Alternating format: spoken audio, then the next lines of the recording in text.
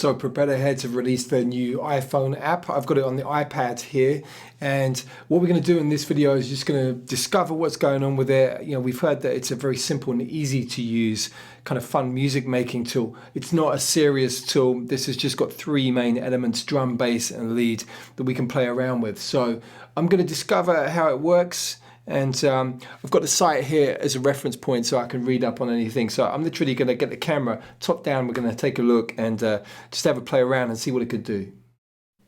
So let's start at the most logical place with the drums. We've got some kits that we can swipe across here.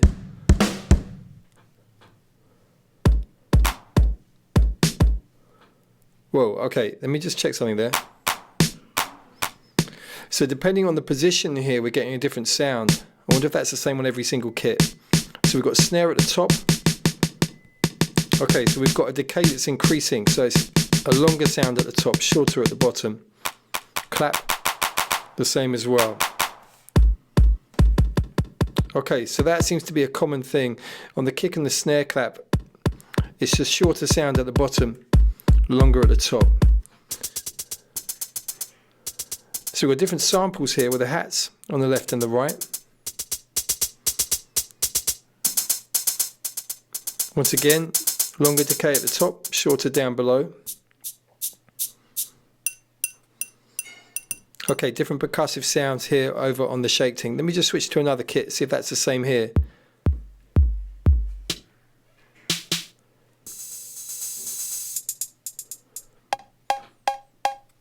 Okay, on this one we've only got the 808 cowbell.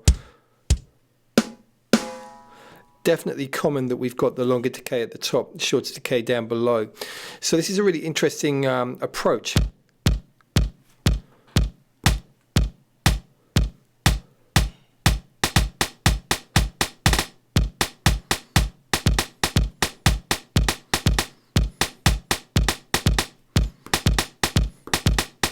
So the numbers seem to indicate almost like a quantized grid. So here you've got 4 separate divisions in a bar, there's 7, but there's also a kind of pattern kind of vibe that's going on behind the scenes. So really this is a very intuitive interface for experimenting with different rhythmical ideas.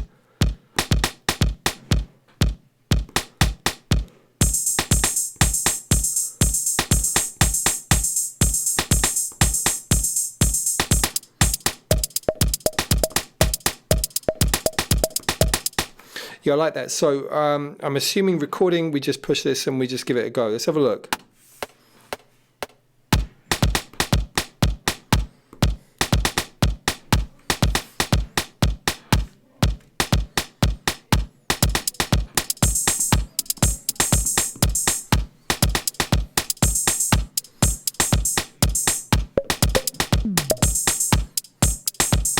That was interesting. That's a really nice little collection of sounds there. Wasn't expecting that. Okay, so really liking this at the moment. A lot of flexibility. Let me just see if once you've got the pattern down that you can tweak it with these grid divisions whilst it's playing.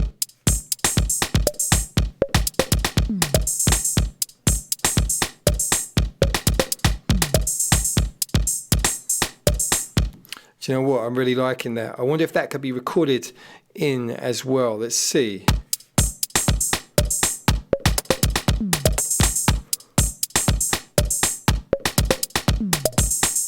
Okay, it doesn't go as far as doing that. That possibly is a wish list for a future version. Maybe I did something wrong, I'm not sure. This is the first time that I'm working with it, so we'll see. So that's good. That's good. Definitely feeling that at the moment. And love the experimentation here. Really like some of these patterns here.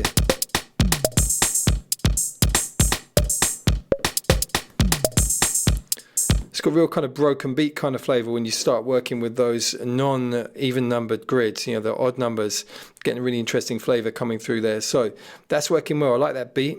And let's have a look on the mix. Okay, just a level control. Pump. There's some kind of sidechain thing. I remember seeing that, but I think because there's no musical elements on the go at the moment, we're not really feeling that. So let's come back to this and let's take a look at the bass. I like the beat there. Let's take a look at the bass.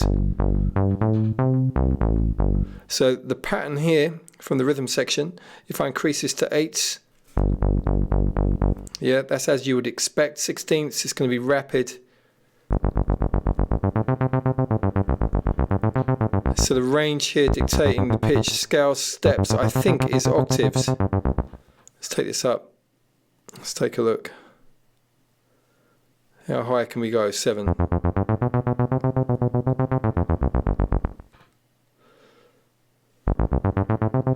Maybe the range is the octaves. So let's just take that higher. Yeah, it certainly seems so. Okay. Let's take it away from 16th. Let's go maybe. Let's put the beat back.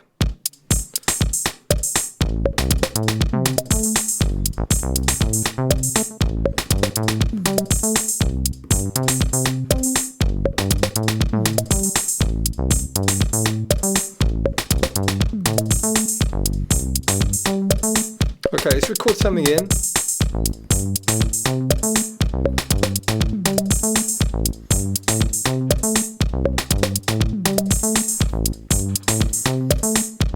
Okay, I'll keep running with that. Let's take a look at this tweaks section, filter.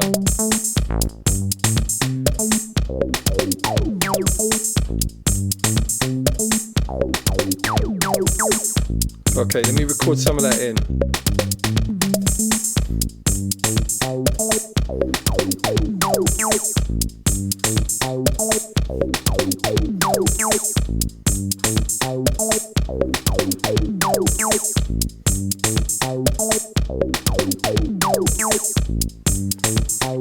Okay, I've just realised that I've not recorded anything in on the lead, so we go back to this pattern section. So I'm just getting familiar with it here. What else we got?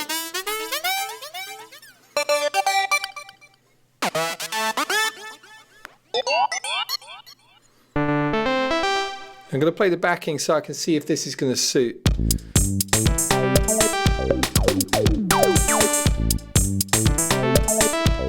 Okay, let's go with that.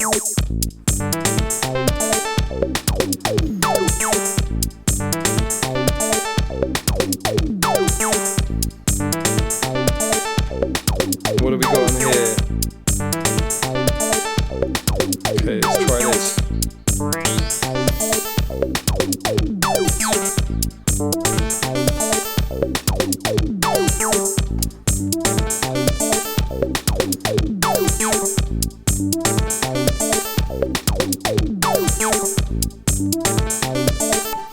Okay, wicked. That's working really nicely. Song. What do we got here? It looks like we can change the musical key.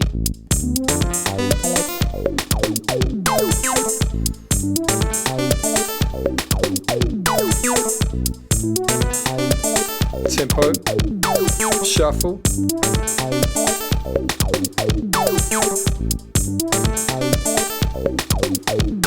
Okay, it's working really well. I mean, it's a really intuitive system. You can see that. It's a lot of fun.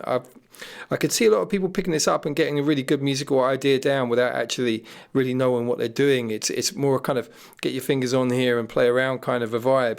I'm not sure if it has any kind of export to Reason. I can't see anything at the moment. But that maybe is something that they'll feature on a later version. But to be honest with you, my feelings about this at the moment are that this is a great fun app, particularly given the price. It's very cheap. It'd be really cool to see some kind of export functionality into Reason.